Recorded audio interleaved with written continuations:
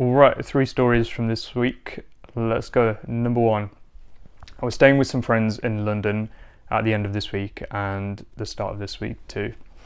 My friends, they live right by the River Thames and their flat is absolutely amazing. So you look out the window from their flat and you can see the whole River Thames. You can see Canary Wharf, the London skyline.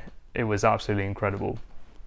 One of the mornings I went out for a walk in the morning. It was quite early in the morning and there were some other people who were also going for a walk. And I saw this guy who was walking, so I said morning to him and he just completely blanked me. And I was like, oh, what's up with that guy?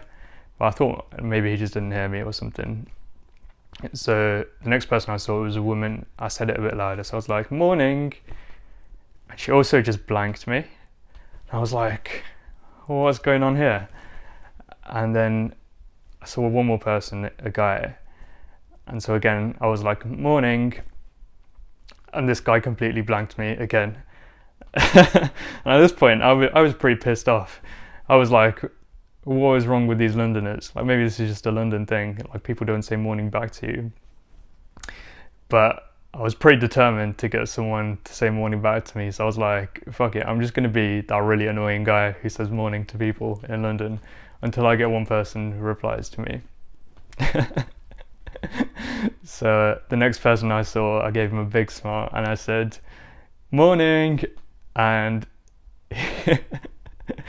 he gave me the dirtiest look that I've ever received from someone. He just gave me a really dirty, angry look. And then he just looked away. But I still wasn't going to give up. So the next guy I saw, I said morning. And I feel like I literally heard him give out a sigh.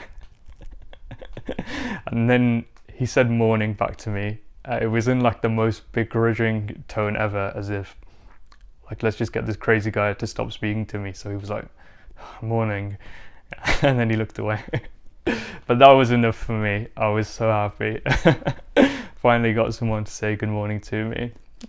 And then I saw another woman and I gave her a massive smile and I said morning, and she got really happy and she gave me a big smile back and she said good morning. And I was like, get in, come on, finally spread some positivity in London. But it was a pretty mad experience to me, like going to London and people not even saying good morning back to you. Like maybe some of them didn't hear me or something. But out of 6 people I asked, only 2 people said morning back. And the weird thing is, when I told my friends the story, my friends who lived in London, all of them had the same response, which was, why would you be crazy enough to say morning to people in London? They said, if you said that to me, I would have literally ignored you as well. And I thought, this is so crazy. What was the point of the story? I guess, yeah, it's just like, if you live in somewhere like that, I guess just to say like, that is really weird behavior. Like, I don't think human beings are built to live like that, to literally walk past another person and not even acknowledge their existence. Never mind if they say good morning to you and not saying it back. I sound pretty salty because I got blanked by a few people, and I guess I am pretty salty. But I just want to say it is just really weird behaviour.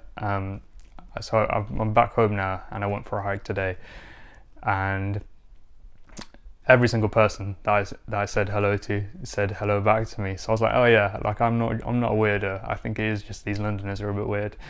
But yeah, weird behaviour. That's what I kind of got from that.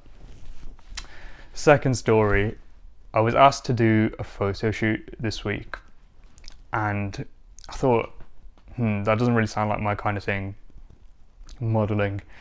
But I thought I'd give it a go anyway, just to see what it's like. And so I did the photo shoot, and it was actually an incredible experience.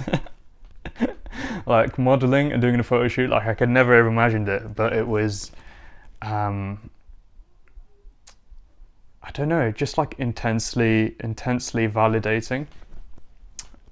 it's hard to kind of explain in a way, but just having someone take photographs of you and be like constantly gassing you up and telling you how good you look.